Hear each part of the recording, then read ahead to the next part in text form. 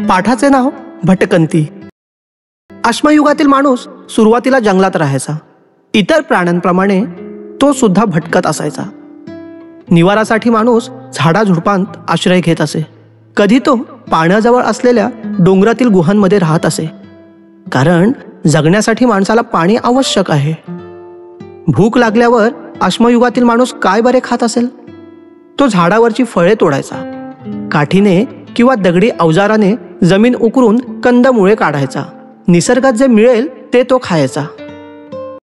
फळे आणि कंदमुळे यांच्या जोडीला माणूस मांस आणि मासे सुद्धा खात असे.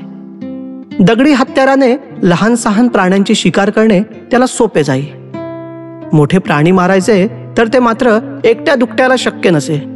अशा वेळी एकमेकांच्या मदतीने माणसे शिकार करत. त्यासाठी माणसे नव्या नव्या युक्त्या वापरत. भाला, धनुष्यबाण अशा हत्यारांच्या सहाय्याने शिकार करणे आणखी सोपे झाले. मासेमारीसाठीही भाल्याचा उपयोग होऊ लागला. माणसाच्या अंगावर केसाळ प्राण्यांइतके दाट केस नसतात आणि त्याची कातडीही जाड नसते. थंडी, वारा, ऊन, पाऊस यांचा त्रास होऊ नये म्हणून माणसाला कपडे लागतात.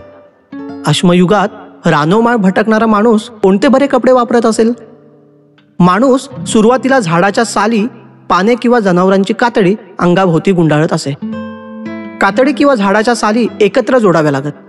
हे त्याने कसे केले असेल? त्यासाठी त्याने हाडाच्या दाभणाचा उपयोग केला. चिवट वेल, गवताची दोरी, चामड्याची वादी, जाड केस या गोष्टींचा त्याने दोऱ्यासारखा वापर केला. भटक्या अवस्थेत माणसे टोळ्या करून एकत्र राहत असत. त्यामुळे अन्न मिळवण्याचे काम सोपे होत असे. अन्न शोधण्यासाठी माणसांच्या टोळ्यांची भटकंती चालू असे. एका प्रदेशातले अन्न कमी पडू लागले की या टोळ्या दुसऱ्या प्रदेशात जात. टोळीमध्ये एकत्र राहण्याचे आणखी काही फायदे झाले. टोळीतील परिवारांना संरक्षण मिळाले. लहान मुलांचे अधिक चांगले पालन पोषण करणे शक्य झाले. टोळीतील मोठ्या माणसांचे अनुकरण मुले करत असत.